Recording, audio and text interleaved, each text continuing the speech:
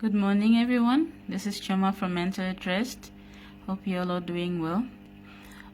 Today, I just wanted to talk to you guys about dating and marriage. It's going to be a series of discussions. So please leave me your message, your comments below, and then we can take it from there. You can also check out my website, www.mentaladdress.co.za, for the blog that I wrote on marriage. Is marriage all that it's made out to be? Just to help us further along. Now, the thing that sparked this message was I got a WhatsApp video where European women were rioting or protesting that they need men, they can't find men because most of the men have become gay. So they're protesting naked. So lots of women running around naked because they can't find men. Now, I just want to ask why is it that we are having less and less men in our lives? And we can also say the same for why can't we find women who respect God? Because you can be anything in this world. You can, but one thing you cannot do is fool God. You can do anything that you want, but we can't fool him. You know, our society has just gone so deep into immorality that a lot of things have become normal. Things that should not even be normal have become normal. And children of God are participating in these things. So I just want us all to just think about this. Dating is the place where you get to know one another and you get to make certain stands known. You get to make certain values known. You know, principles that made you who you are. This is where you get to learn that. And it doesn't matter how long it takes, as long as you understand these things about one another. But I don't want to go too far because of time. But one thing I do want to stress out is, before you put a ring on the finger or before you take a ring on your finger, just make sure you go to this marriage encounters or counselings. They are very, very important. And leaders of churches, people, please just make sure that you find a place where these teachings are very extensive, because we don't want to butter you up. We don't want you to think, women, don't think this is a fairy tale where the man has to solve all my problems. And men, don't see this as, oh, I found myself a house help. That's not what this is about. This is about you being one. Finding that person that both of you can discuss, both of you can live, and both of you will get to face life's problems, joys, and sorrows together. Now, when my husband and I went to this marriage, it's called Engaged Encounter. They're very, very good, very extensive. When we arrived there, after 8 years of dating, I'm still a bit uncomfortable with public displays of affection. But everyone was holding hands and all of that.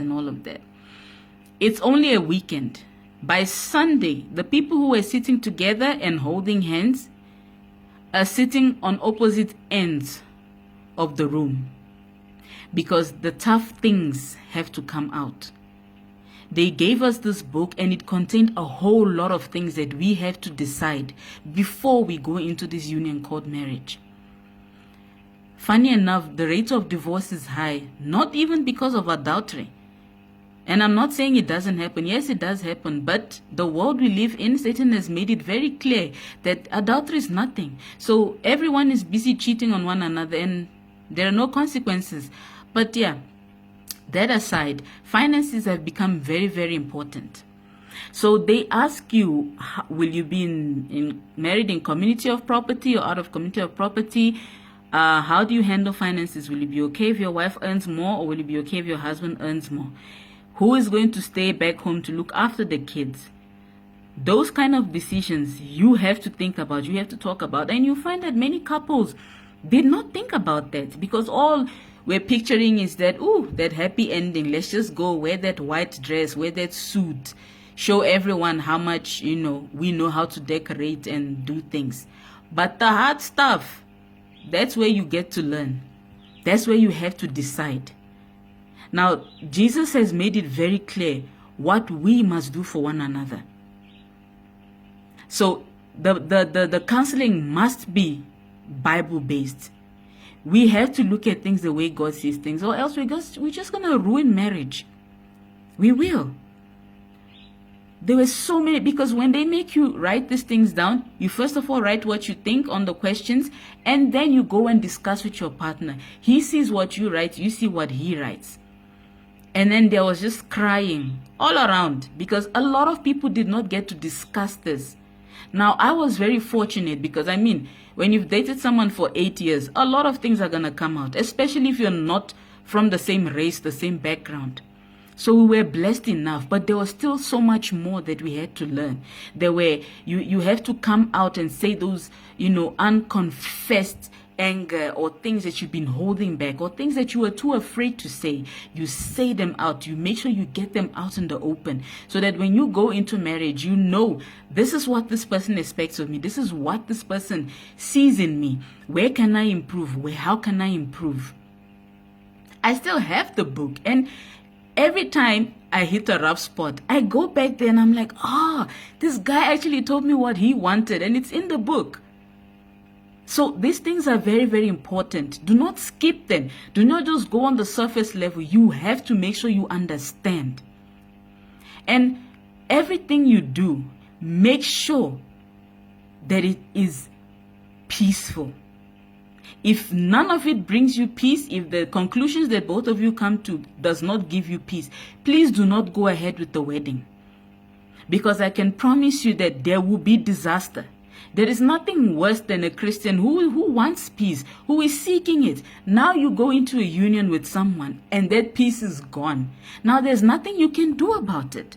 A lot of people will just go, I'm just going to divorce this person and find another one. But it's not, that's not how it should be. So we should think about these things, and just leave me your comments. Just let me know what you think, because we have to be realistic about life. Men cannot solve all your problems. They cannot read minds. We have to play our part, and our part is to submit.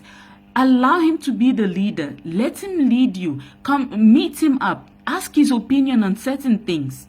Don't wear him out. Don't stress him out, because they are carrying much more than you can think. Now, most women have had to take up that role of leading, because some men are just not there. But by the grace of God, you have to learn that, you know what, no matter what it is, this man is the head of the family. I have to at least give him that respect. And then the man in turn, don't just leave every single thing up to the woman. You have to be there. You support her. Help her. When you see she's struggling in the kitchen, offer to help her chop the veggies. Offer to help her wash the dishes. It's those little things that matter. I don't care how much diamonds you buy for this person, but it's those little things that matter. Give him a cup of water when he comes home from work.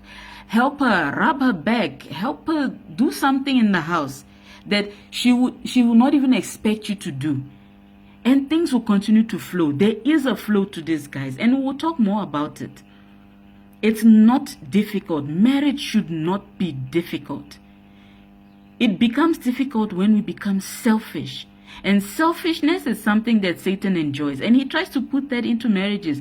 But by the grace of God, we will never let that happen, because we have the Bible and we can learn from that. So leave your comments, and just let me know what you think, and we'll talk about this some more next time. Enjoy your day. Cheers. Bye.